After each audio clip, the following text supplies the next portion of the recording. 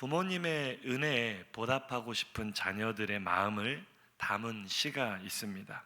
제가 낭독해 드릴게요.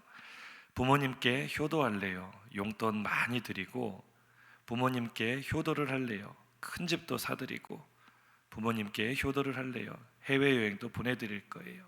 이에 대한 부모님의 반응입니다. 전하라 해나 이놈아. 한번 인사하시죠. 전화는 하셨습니까? 부모님이 우리에게 받기 원하시는 효도, 큰 집 해외여행이 아니라 가까이 전화 드리고 안부 묻고 부모님께 사랑을 나누는 그것인 줄로 믿습니다. 제가 이 시를 읽다가 굉장히 반성을 많이 했어요. 저도 참 전화 안 하기로 유명한데 전화를 드려야 되겠구나. 부모님의 심정입니다. 체코슬로바키아 출신의 소설가 밀란 쿤데라, 그의 가장 대표작이 들어보셨을 거예요. 참을 수 없는 존재의 가벼움. 영화 프라하의 봄의 원작이 된 소설이죠.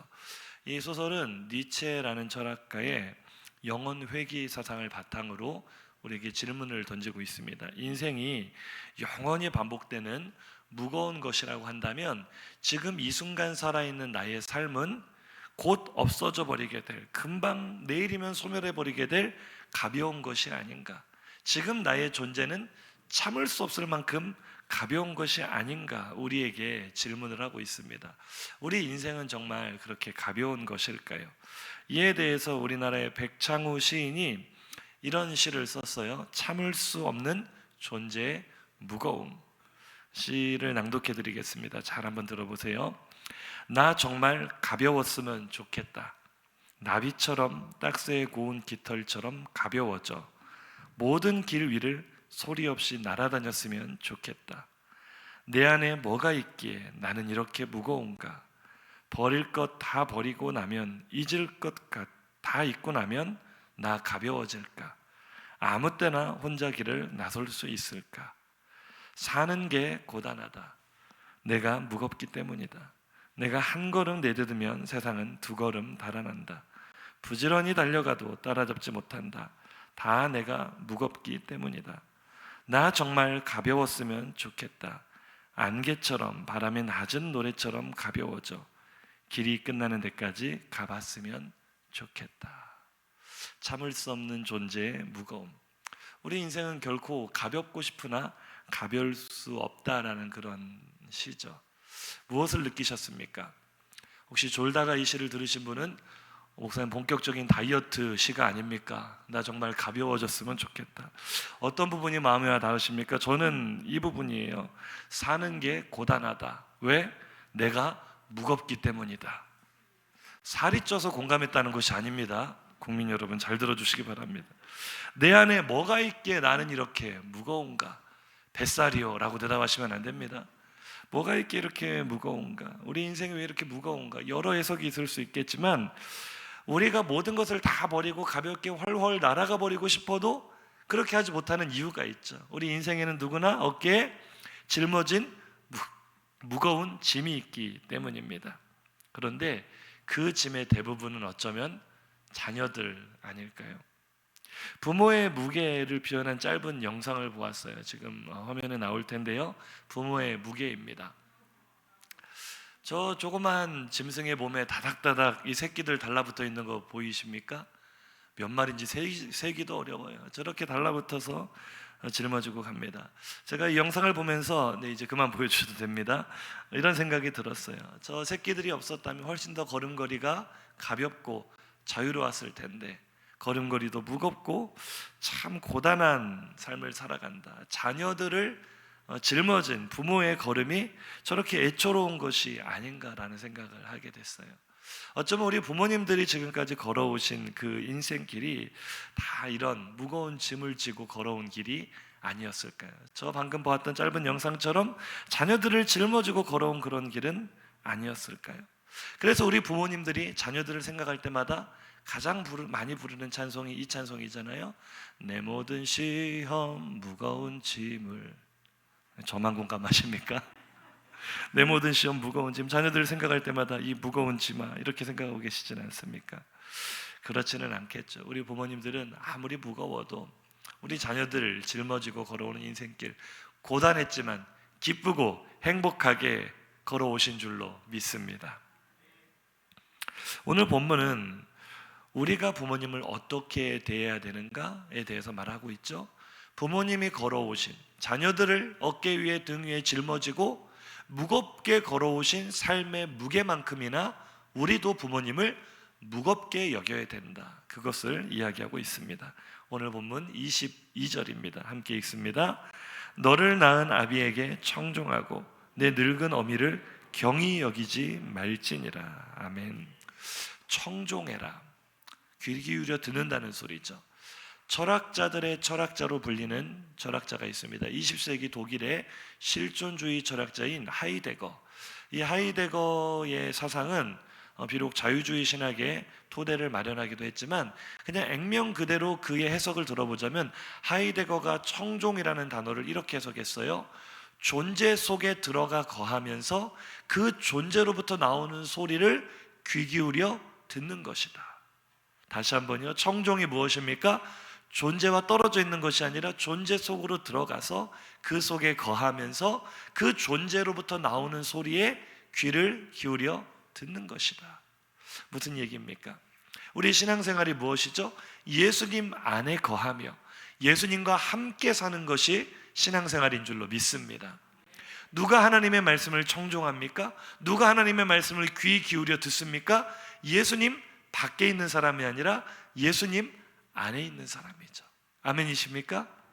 오늘 마찬가지로 성경 우리에게 말합니다. 너를 낳은 아비에게 청종해라. 무슨 얘기예요?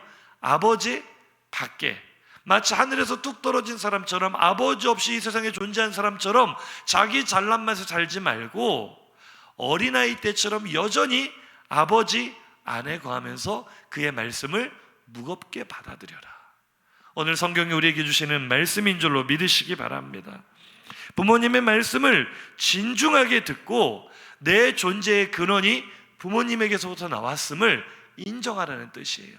인정하시면 아멘 하시기 바랍니다. 아멘 안 하시는 분들은 내가 혼자 잘나서 하늘에서 뚝 떨어진 인생처럼 그렇게 산다는 것은 아니겠죠. 우리가 어렸을 때는 어떻죠? 부모님의 말씀이 절대적입니다. 부모님이 말씀하시면 무조건 그대로 순종해야 되고 부모님의 말씀에 토를 단다는 것은 상상조차 하지 못할 그런 일이었어요. 그런데 어렸을 때 부모님의 말씀에 그렇게 절대적으로 순종했던 자녀들, 지금은 어떻습니까? 우리 서로 옆에 계신 성도님께 한번 질문해 보겠습니다. 지금도 그렇게 순종하십니까? 한 번 더 인사하시죠. 지금도 부모님의 말씀이 그만큼 무겁습니까? 참 우리가 죄인이라는 것이요, 어렸을 때에는 부모님의 존재를, 그 권위를 인정하고 부모님의 보살핌 안에 거하면서 그 말씀을 청종합니다. 모든 어린 자녀들이 그렇게 해요. 그런데 우리가 나이가 들고 장성할수록 한 가지 현상이 생기죠. 부모님의 말씀의 무게가 점점 가벼워져요. 지금 이 자리 앞에 앉아있는 우리 청년들이나 우리 중고등부 학생들 예배드리는 모습 보면 천사 같지만 우리 부모님들께 한번 여쭤보시죠. 집에서도 그럽니까? 한번 물어보세요. 집에서도 천사인가요? 지금 차마 입이 안 떨어지시는 부모님들 죽겠죠. 하여튼 말을 징그럽게 안 듣습니다. 어렸을 때는, 초등학교 때는 그렇게 말 들었던 아이들이 중학교만 가면은 내 자식이 아니라 어디서 이런 것이 나왔는가 싶을 정도로 아이들이 이상하기 시작해서 그때부터 시작한 증상이 성인이 되면 더 심해져요. 부모님의 말씀을 더 이상 귀담아 듣지 않습니다. 청종하지 않습니다. 한 귀로 듣고 한 귀로 흘려버립니다. 무시합니다. 가볍게 여깁니다. 나중에는요, 부모님이 점점 더 노년이 돼 가실수록 아무 말도 못하게 해요. 부모님께 아버지는 좀 가만히 좀 계시라고, 이런 말 해보신 분들 회개하시기 바랍니다. 지금 아무도 안 그런 척하고 앉아 계시는데 어머니는 아무것도 모르면서 왜 그러시냐고, 가만히 계시라고, 이런 말 회개해야 될 줄로 믿습니다.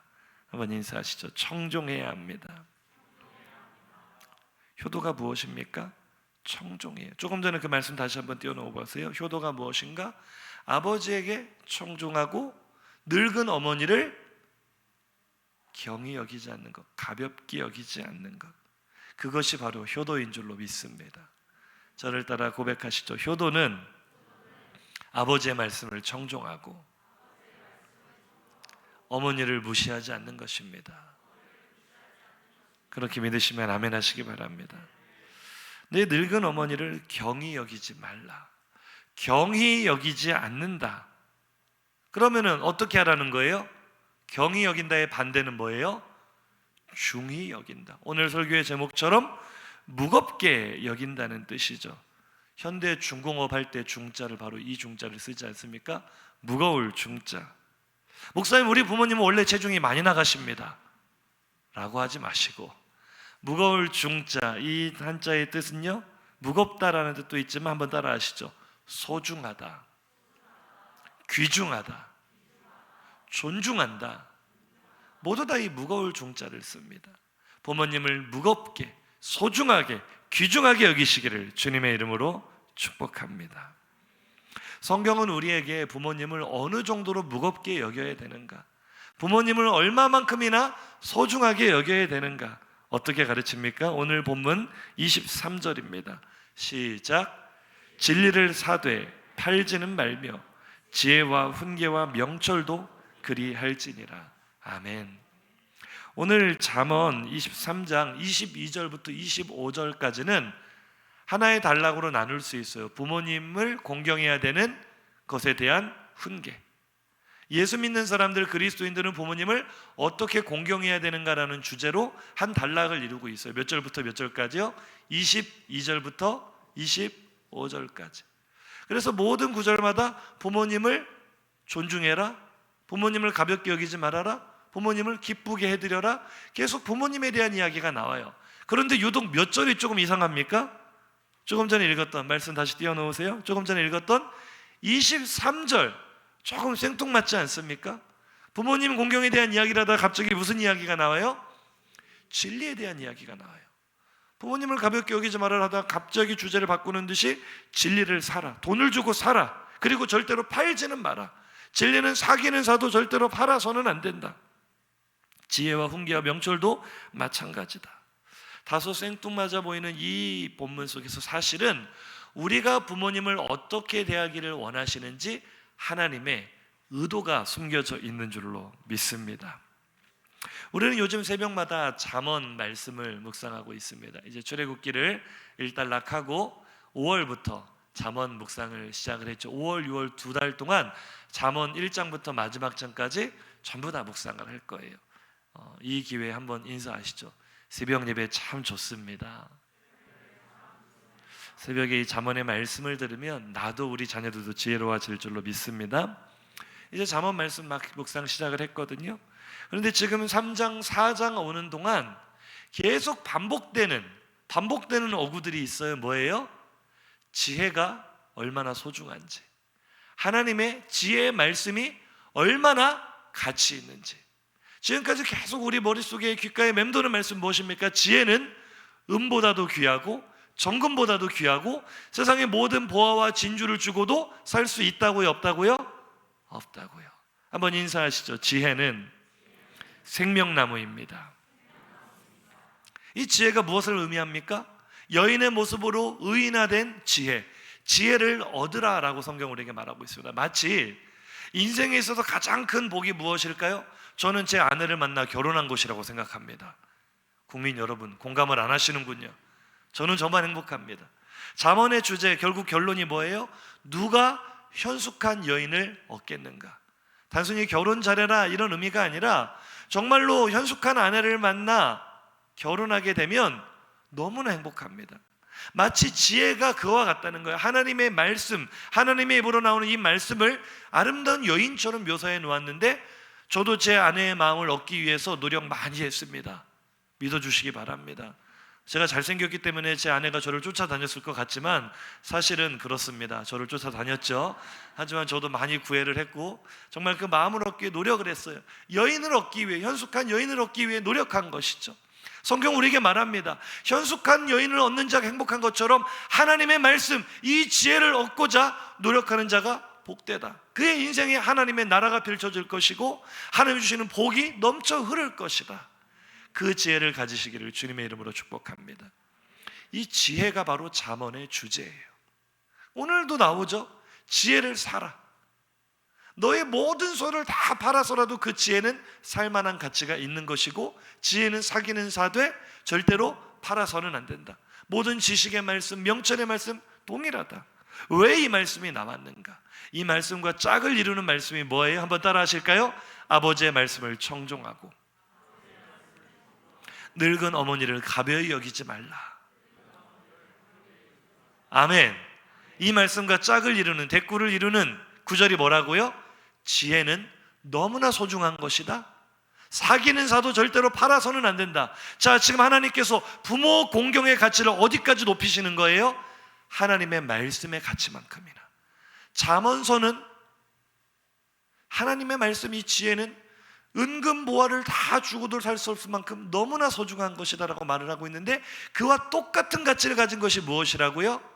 부모님을 공경하는 것이다. 아멘이십니까? 인사하시죠. 부모님 공경이 그렇게 중요한 것이군요. 할렐루야. 하나님은요, 오늘 이 구절뿐만이 아니에요. 성경 곳곳에서 이 진리는요, 절대적 가치입니다. 비교 대상이 있어요, 없어요? 없어요. 무엇과도 비교할 수 없고, 무엇과도 이렇게 가치를 나눌 수 없는 그 진리의 가치, 무엇과도 비할 수 없는 그것을 유일하게 부모님을 공경하는 것과는 동일시하는 것을 우리가 성경을 읽다 보면 알 수 있습니다. 성경 곳곳에서 하나님은 부모님의 무게, 어느 정도로 무거운가 하나님 자신과 동일시한다는 사실을 믿으시기 바랍니다. 레위기 19장 3절도 그 말씀이죠. 한번 읽어보실까요? 시작. 너희 각 사람은 부모를 경외하고 나의 안식일을 지키라. 나는 너희 하나님 여호와니라. 아멘. 안식일을 지키라. 십계명의 한 구절이고 율법의 핵심 조항 중에 하나입니다. 하나님께서 안식일을 지키는 것을 얼마나 귀하게 여기시는가. 오늘 저녁에도 말씀 나누겠지만 범사의 하나님을 인정하는 삶, 그 첫 번째가 하나님의 날, 주일을 기억하여 성수하는 것인 줄로 믿습니다. 오늘 이 자리에 나와 예배하는 성도님들, 오늘 온라인으로 가정에서 예배드리는 성도님들, 우리가 하나님을 범사에 인정하는 자리에 있는 줄로 믿습니다. 안식일 준수, 주일 성수는 하나님께서 가장 중요하게 생각하시는 가치예요. 조금 말씀 다시 한번 띄워놔 보세요. 그런데 이 안식일을 지키라는 말씀을 나란히 어떤 말씀과 같이 연결을 하세요? 각 사람은 부모를 경외하고 안식일을 지키라. 사실 내용으로 보자면 별로 연관성은 없어요. 부모님을 공경하는 것과 안식일을 지키는 것이 짝을 이룬다고 보기에는 좀 부자연스러워요. 그런데 하나님은 이 말씀을 나란히 배치하십니다. 무슨 의미입니까? 부모님을 경외하는 것이나 안식일을 지킴으로 하나님을 경외하는 것이 동일하다. 믿으십니까? 따라서 고백하실까요? 부모님을 경외하는 것은 곧 하나님을 경외하는 것입니다. 예수 잘 믿기를 원하십니까? 우리의 믿음이 정말 뜨겁고 온전하기를 원하십니까? 정말 예수 잘 믿는 그리스도인이라면, 정말 하나님을 경외하는 성도라면 결단코 부모님을 업신여기거나 무시할 수 없는 줄로 믿으시기 바랍니다. 세상에 어떤 종교가, 세상에 어떤 신이, 물론 다 가짜지만 세상에 어떤 종교가 그 신과 부모님을 동일시하는 종교가 있습니까? 신을 섬기듯이 부모님을 섬겨라 가르치는 종교가 어디 있습니까? 오직 진리이신 하나님의 말씀만이 우리가 하나님을 섬기듯이 부모님을 섬겨야 됨을 가르치는 줄로 믿습니다. 한 번 더 인사하시죠. 부모님 경외와 하나님 경외는 같은 것입니다.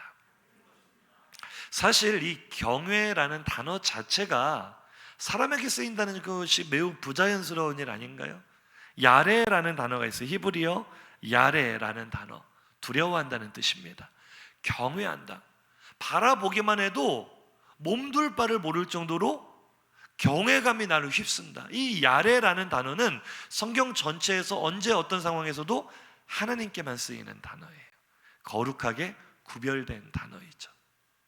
이것을 하나님이 아닌 대상에게 쓴다? 이거 우상이 되는 겁니다. 굉장히 부자연스럽고 불경건한 그런 용법이 되겠죠. 그런데 하나님께서 성경 전체를 통틀어서 이 야레라는 단어를 단 한 번 하나님이 아닌 대상에게 허락하시는데, 하나님이 아닌 대상에게 이 야레라는 단어를 쓰도록 허용하시는데, 그것이 바로 내 부모를 경외하라. 아멘이십니까?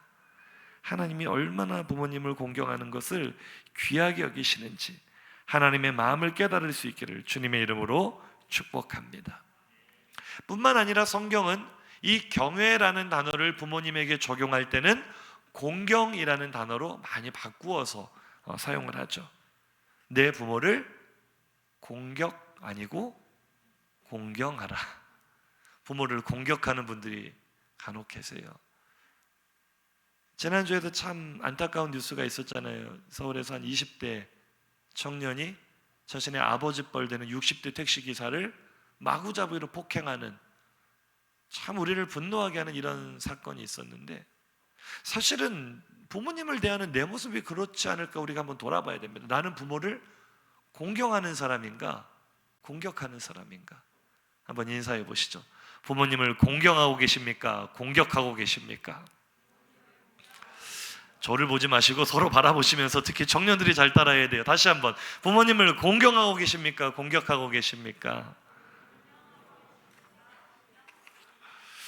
공격 아니고 공경하시기를 주님의 이름으로 축복합니다. 바울 사도가 우리에게 말하잖아요. 에베소서 6장 2절에서 내 아버지와 어머니를 공경하라. 그런데 성경의 에베소서 6장 2절을 찾아보시면 거기 각주가 달렸거든요. 각주를 따라가 보면 이 말이 바울 사도가 처음 한 말이 아니라 원출처가 구약의 율법임을 알 수 있어요. 출애굽기로 각주를 달아놨거든요. 그러니까 바울이 출애굽기의 말씀을 다시 인용해서 내 아버지와 어머니를 공경해라. 이 말은 하나님께서 주신 명령이라는 거예요. 율법에 뭐라고 말합니까? 원출처, 출애굽기 20장 12절입니다. 시작. 내 부모를 공경하라. 그리하면 내 하나님 여호와가 내게 준 땅에서 내 생명이 길리라. 아멘. 내 부모를 공경하라라고 했을 때 이 히브리어 원어 공경이라는 단어가 카바드라는 단어입니다. 카바드라는 단어의 뜻을 한번 보여주세요. 이 본 뜻을 보시면은요, 한번 따라 하시죠. 무겁게 여기다, 존중하다. 네, 카바드라는 단어 지금 안 나오고 있는데, 카바드라는 단어 자체가 오늘 설교의 제목과 똑같은 거예요. 한 번 더 인사하시죠. 부모님을 공경하는 것은 부모님을 무겁게 여기는 겁니다. 부모님 몸무게 많이 나가신다고 놀리라는 뜻이 아니라 부모님을 존중히 여기는 것, 부모님을 귀중하게 여기는 것, 부모님을 소중하게 여기는 것, 그것이 성경이 말하는 카바드, 공경인 줄로 믿습니다. 아멘. 성경은 이렇게 일관되게 우리에게 가르칩니다. 우리가 부모님을 어떻게 대해야 되는가? 하나님을 대하듯이 두렵고 떨림으로 경외해야 된다. 세상에 어떤 사람보다 더 귀한 분으로 우리가 존중히 여기고 무겁게 여겨야 된다. 이것이 오늘 성경이 우리에게 가르쳐주는 부모 공경의 원리인 줄로 믿습니다. 그럼 이 말씀에 우리의 삶을 한번 비춰보죠. 지금까지 나는 부모님을 어떻게 대해왔습니까? 정말 경외하셨습니까? 정말 무겁게 여기며 그 말씀을, 특별히 노년에 계신 부모님, 말도 못하게 입도 못 열게 구박하지 않고 부모님 말씀하시면 내가 여전히 아이처럼, 부모님의 보살핌 아래에 있는 아이처럼 그 속에 거하면서 그 말씀에 귀를 기울였는가? 아니면 우리 부모님은 너무 옛날 사람이라, 너무 구닥다리라, 그 말은 그냥 한 귀로 듣고 한 귀로 흘려야 되겠다, 건성으로 듣거나 혹은 무시하거나 멸시하거나 가볍게 여기진 않았는가? 특별히 오늘 젊은이들에게 권면합니다. 우리는 부모님을 어떻게 대하고 있습니까? 제가 예전에 봤던 공익 광고 하나가 떠오르는데요, 영상을 한번 보여드릴게요. 우리가 다른 사람을 대하는 것만큼도 부모님을 대하고 있지 않지는 않은가? 잠시 영상 보겠습니다. 밥 한 번 사준 선배에겐, 형 고마워. 매일 밥 해주신 엄마에겐, 물이나 좀. 여자친구 생일엔, 축하해. 부모님 생신엔, 엄마 생일이었어? 5분 기다려준 동료에겐, 죄송합니다, 늦었습니다. 평생을 기다려준 부모에겐. 왜 나왔어? 부모님께 이런 말 해본 적 있나요? 고마워요, 엄마. 말 한마디가 효도입니다. 할렐루야. 저 모습이 내 모습은 아닙니까? 한번 인사하시죠. 회개합시다. 주변 사람들에게는 우리가 예의를 갖추죠. 사회성을 가지고 세상을 살아야 되니까 존중히 여긴다고요. 좋든 싫든. 그런데 평생 내 곁에서 나를 위해 헌신하시고 희생한 부모님께는 너무나 함부로 대해요. 가장 무겁게 여겨야 될 부모님을 가장 가볍게 여기는 것이 우리들의 모습은 아닌가. 성경은 말합니다. 자녀의 본분은 부모님을 무겁게 여기는 것이고 곧 부모님을 기쁘시게 해드리는 것이라 말합니다. 오늘 본문 24절 25절입니다. 시작. 의인의 아비는 크게 즐거울 것이요 지혜로운 자식을 낳는 자는 그로 말미암아 즐거울 것이며 내 부모를 즐겁게 하며 너를 낳은 어미를 기쁘게 하라. 아멘. 부모 공경의 결론이 무엇입니까? 종착역이 어디입니까? 부모님을 기쁘시게 해드리는 거예요. 부모님이 자녀로 말미암아 기쁨과 즐거움을 누리게 하는 것, 그것이 자녀된 우리의 본분인 줄로 믿습니다. 인사하시죠. 부모님을 기쁘시게 해드립시다. 누가 부모님을 기쁘시게 할 수 있습니까? 좀 전에 읽었던 말씀에 나오죠. 의인이 부모님을 기쁘시게 할 수 있답니다. 누가 의인입니까? 하나님의 지혜를 따라 살아가는 사람, 하나님의 지혜의 말씀을 듣고 그대로 행하는 사람. 바로 오늘 말씀처럼 부모님을 가볍게 여기는 것이 아니라 부모님을 가장 무겁게 여기는 자녀가 부모님의 마음을 외롭지 않게 하고 부모님의 마음을 쓸쓸하지 않게 하고 부모님의 마음을 기쁘시게 해드리는 줄로 믿습니다. 부모님의 사랑은 하나님의 사랑을 꼭 닮았습니다. 세상에 많은 종류의 사랑이 있지만 대부분 다 조건부예요. 그 사람이 나에게 해주는 것이 있기 때문에, 내가 그를 통하여 얻는 만족과 기쁨이 있기 때문에 기브 앤 테이크 식으로 사랑이 작동할 때가 많은 것 같아요. 그런데 세상에 많은 사랑 중에 유독 한 가지, 자식을 사랑하는 부모의 사랑은 조건이 없습니다. 마치 우리를 조건 없이 사랑하시는 하나님의 사랑을 꼭 닮은 거죠.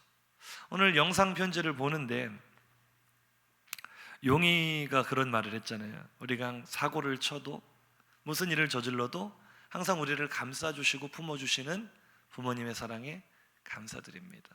진짜 그래요. 우리가 세상에서 가장 외로운 순간이 있습니다. 쓸쓸할 때가 있습니다. 혼자 버려진 것 같은 때가 있습니다. 세상에 믿을 사람이 하나도 없는 것 같은 때가 있습니다. 그때도 끝까지 내 편이 되어주는 분, 바로 우리의 어머니, 아버지, 부모님이신 줄로 믿습니다. 이유가 없어요. 내 자녀가 잘났든 못났든 부모님의 사랑은 그저 한없이 부어주고 또 부어주고 평생을 바쳐 희생하시고도 더 주고 싶어하는 부모님의 마음. 오늘 우리가 결단송으로 부를 어머님 은혜라는 노래가 있습니다. 많은 사람들이 이 노래를 어버이날 주제곡이라고 생각을 합니다. 학교에서도 세상에서도 많이 부르는 이 노래, 어머님 은혜. 사실은 소천하신 윤춘병 목사님께서 사진 한번 보여주시죠. 찬송시로 지은 노래라는 사실 알고 계셨습니까? 윤 목사님은 북한 평안남도 중화 출신입니다. 1945년 8.15 광복을 맞아 월남을 했어요. 월남하시기 전에 평양에서 요한학교 또 중앙신학교를 나와 감리교 목사님이 되셨습니다. 그리고 이제 일제치하에서 우리나라가 광복을 얻었을 때 우리나라로, 대한민국 남한으로 내려오셨습니다. 그래서 서울에서 생활을 시작하는데 너무 외로우셨대요. 북한 출신의 사람이 서울에서 살다 보니 서울에 사람이 그렇게 많은데 내 마음을 알아주는 사람 하나도 없고 아무 연고도 없는 곳에 살다 보니까 몸도 마음도 지쳐서 영양실조와 과로가 한꺼번에 와 병석에 눕게 되었다고 하십니다. 내가 아무리 아파 누워있어도 간호해주는 사람도 없고 또 약을 살 돈도 없고 마음의 병이 더 깊어지는 그 찰나에 문득 떠오르는 장면이 자신이 38선을 넘어오는 그날 그 치맛저고리에 눈물을 훔치시며 아들아 이제 가면 언제 오나 물어보시던 어머니의 그 목소리, 아들의 모습이 사라질 때까지 뒤에서 묵묵히 아들을 지켜보는 어머니의 그 모습이 가슴에 팍 와서 박히더래요. 내가 정말 아플 때, 힘들 때, 아무도 나를 도와줄 사람이 없을 때, 그 어머니를 생각하면 문득 창밖을 봤더니 하늘이 그렇게 높고 푸른데 그때 영감이 딱 떠오른 거예요. 그래, 하늘이 아무리 높고 푸르지만 나에게는 저 하늘과도 바꿀 수 없는 어머니의 사랑이 있다. 그래서 이분이 목사님이셨기 때문에 어머니의 사랑을 무엇과 비교합니까? 산이라도 바다라도 비할 데가 없고, 이 사랑을 굳이 비견한다면 하나님께서 우리에게 주시는 거룩한 사랑에 비할 수 있겠구나. 우리가 보통 학교에서 이 노래를 부를 때는 3절을 다 지워버리고 2절까지밖에 없는 것처럼 많이 불러왔을 거예요. 실제로는 3절까지 있는 그런 찬송시고 3절이 제일 핵심입니다. 어머니의 그 사랑, 거룩한 사랑. 우리 날마다 하나님께 감사드립시다. 나에게 이 사랑의 부모님을 주신 은혜를. 이 시를 썼을 때 그의 후배인 박재훈 목사님이 곡을 붙였고요, 그것이 바로 오늘까지 우리가 부르고 있는 어머님 은혜의 노래가 된 거죠. 이 노래가 작곡된 지가, 작사된 지가 1946년 4월이었습니다. 사랑하는 성도님들, 말씀을 줄여 마치려고 합니다. 오늘날 많은 사람들이 기독교에 대해 오해를 합니다. 제사를 안 지낸다고, 효를 모르는 종교라고 욕하지만, 사실 우리나라에서 최초로 어머니 주일을 시작한 것도 구세군 교회였어요. 교회가 먼저 부모님의 그 은덕을 기리면서 감사하는 일들을 정기적으로 시작을 한 거죠. 이게 1930년입니다. 이것이 약 25년 정도 유지가 되었고요, 교회를 중심으로. 이승만 대통령이 1955년 5월 8일을 교회에서만 지킬 것이 아니라 이거는 모든 대중들이 함께 공유해야 될 좋은 문화다 해서 25년이 지난 1955년 5월 8일에 이것을 국경일로 지정을 합니다. 이 국경일의 이름은 어머니 날이었어요. 이때 아버지들이 반발했습니다. 왜 아버지는 없고 어머니 날만 있느냐.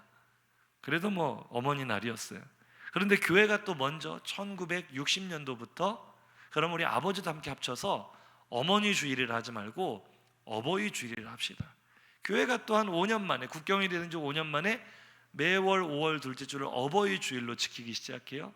그래서 이제 정부가 또 교회를 따라옵니다. 1974년, 14년 후에 정부에서도 어머니 날을 어버이날로 계칭을 하게 되죠.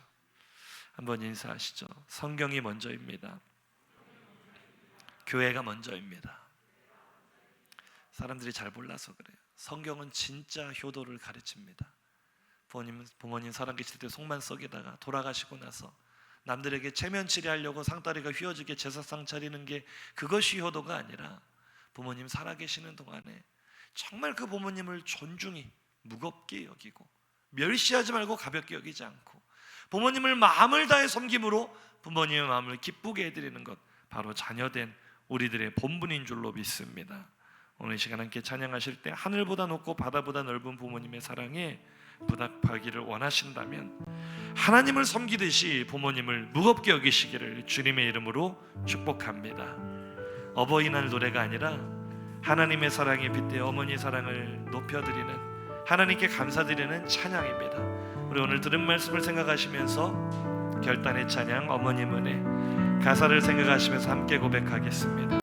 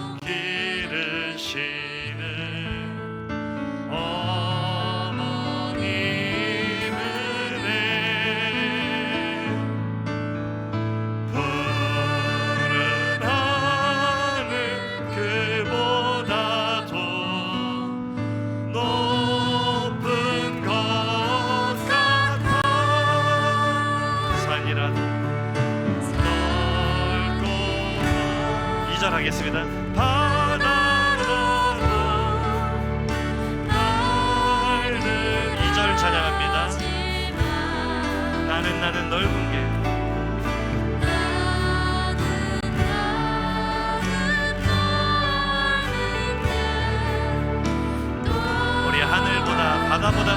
사랑받고 존중해야 될 부모님의 은혜를 기억하며 노래합시다. 대라 이르시는 어머님 은혜 푸른 바다 그보다도 넓은 것 같아. 우리 가사를 생각하며 산이라도 바다라도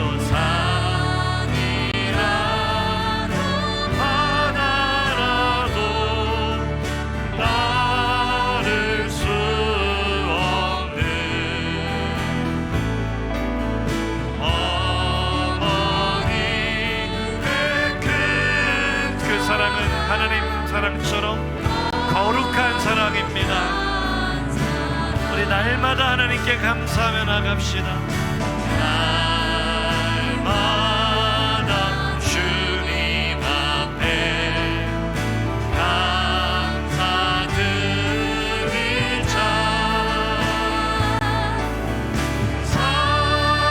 사랑의 어머님을 주시는 다시 한번 산이라도 바다라도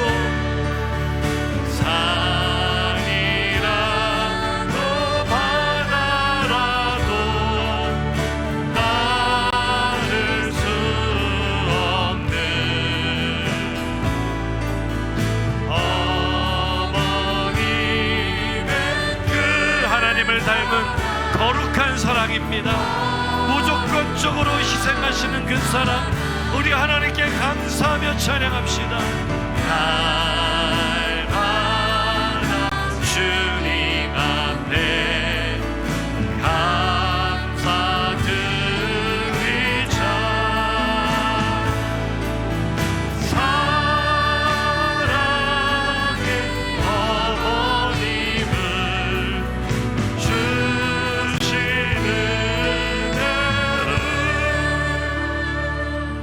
할렐루야.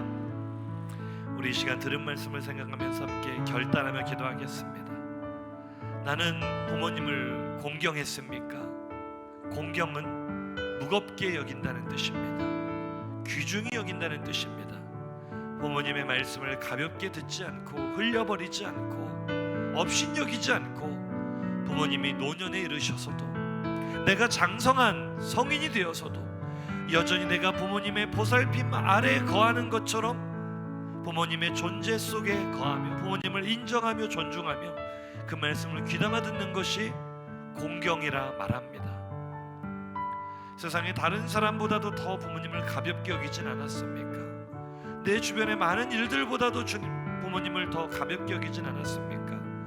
오늘 하나님은 부모님의 사랑은 하나님의 사랑과 비견될 만한 귀하고 값지고 희생적이고 거룩한 사랑이라고 말씀하십니다. 우리가 결단할 기도의 제목은 하나님, 나에게 주신 부모님의 그 사랑 온 마음을 다해 감사하며 이제는 내가 그 은혜에 보답하는 삶을 살겠습니다. 다른 어떤 큰 실천보다도 오늘부터라도 내가 부모님의 말씀을 귀중히 여기고 무겁게 받아들이고 부모님을 존중히 여기는 삶을 살겠습니다. 부모님을 기쁘시게 드리는 자녀가 되겠습니다. 온 마음으로 결단하면서 이러한 제목으로 주여 한번 부르짖고 기도하겠습니다. 주여. 하나님, 오늘 주신 말씀을 마음에 새기며 나는 부모님을 공경해 왔는지, 부모님을 정말 무겁게 여겨 왔는지, 부모님의 말씀을 무겁게 받으며 경히 여기지 않으며 업신여기지 않으며 무시하지 않았는지 우리의 삶을 돌아